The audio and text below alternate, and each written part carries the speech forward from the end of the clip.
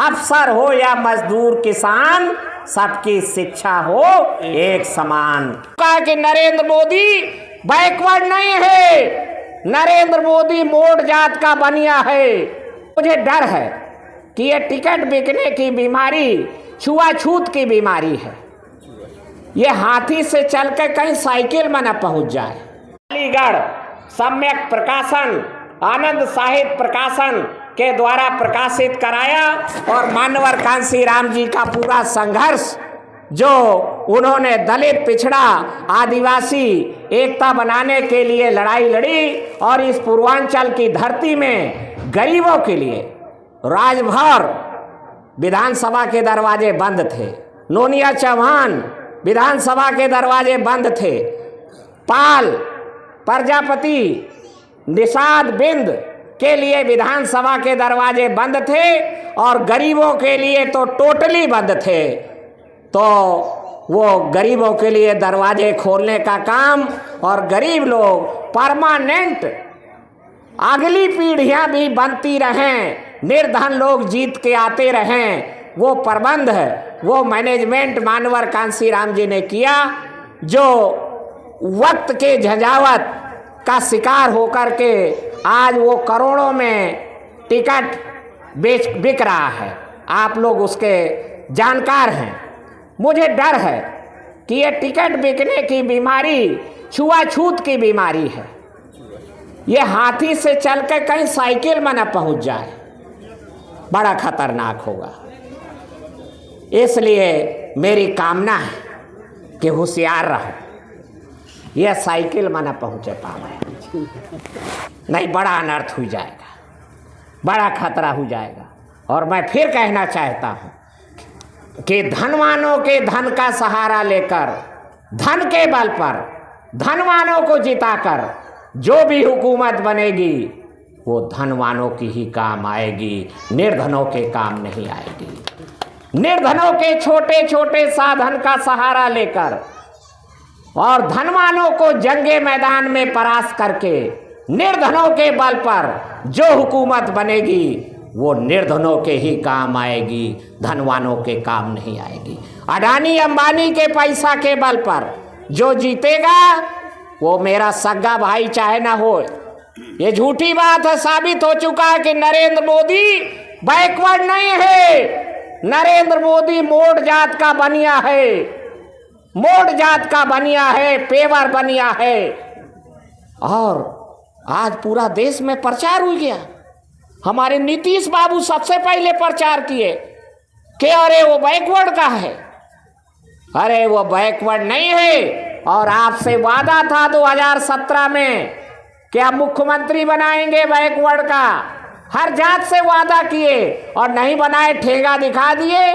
और गोरखनाथ का मंदिर से चल के सचिवालय, ये साबित हो चुका है कि बड़ी पावर देवालय में नहीं है, बड़ी पावर सचिवालय में है, मंत्रालय में है। देवालय में तुम्हें आजादी ने राम मंदिर में लगाओ, पैकर में लगे रहो। अब वही लूट रहे हैं मंत्रालय, अब वही सचिवालय। इसलिए ये हंस करके बातें ना निकालिए और इसको गांव गांव जन जन तक पहुंचाइए। 300 किलोमीटर चल के मैं इसीलिए आया हूं कि आपकी तरंग को माननीय रामकृष्ण यादव जी के गरीबों के लिए जो हुंकार थी, जो पुकार थी, उनके जो विल पावर और उनके जो मन में उद्गार थे, वो उद्गार को पुनः याद करें। मुझे अच्छा लगा, वो बिटिया ने बहुत अच्छा अपने बाबा के बारे में विचार व्यक्त किए। मुझे उम्मीद है वो बिटिया बाबा के बताए रास्ते पर चलेगी। ये लड़का भी यहाँ आया और उसने बाबा को याद किया। मैं दोनों को शुभाशीष देते हुए और कामना करते हुए कि माननीय रामकृष्ण यादव जी का जो संघर्ष है, मैं माननीय राम नरेश यादव जी मुख्यमंत्री थे 78 में, मैं 7वीं में पढ़ता था, तो मैं उस समय भी बड़े गंदे गंदे नारे सुने। बसें जला दी गई, आरक्षण होगा वर्गों पर तो ये और आरक्षण ये होगा, और खैर वो गुजरे दौर की बातें हैं। आज हमें पुनः नए सिरे से संघर्ष के रास्ते पर चलना होगा। मांगे जोरे को न दई हमें, और कोई फ्री फंड में नहीं। हम लड़ेंगे तो हमारे बच्चों को मिलेगा। और तुम अगर आसरा लगाए बैठे रहें कि हमें मांगे से या चुप्पा रहे से मिल जाएगा, तो आपका हक तो चला ही गया है। आगे के बच्चों की भी लाइन बंद कर देंगे, पढ़ाई रोक दे रहे हैं। अब केवल कुछ ही परिवार जिनके पास कॉन्वेंट में हमारे वर्ग में और नर्सरी विद्यालय में पढ़ाने की व्यवस्था है, उन्हीं के बच्चे पढ़ लिख पा रहे हैं। अन्यथा बाकी पढ़ाई प्राइमरी की भंडा सराद है। कह रहे हैं मिड डे मील खाओ, थाली बजाओ, घरे जाओ।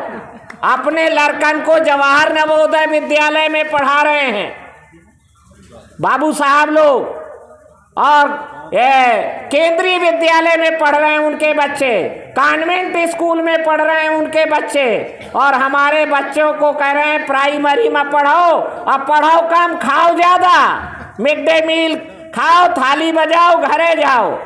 और जब परीक्षा होती है दानेदार बनने की, कलेक्टर कप्तान बनने की, डॉक्टर इंजीनियर बनने की, तो प्रश्न पत्र एक समान मिलता है।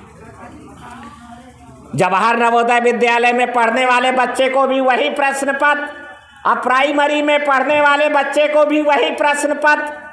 तो जो अमीर का बच्चा है वो खटाखट लिख देता है, नौकरी लपक लेता है, और जो गरीब का, मजदूर का, किसान का बच्चा है वो 20, 25, 50 सवाल हल कर पाता है और उसके हाथ से नौकरी छटक जाती है।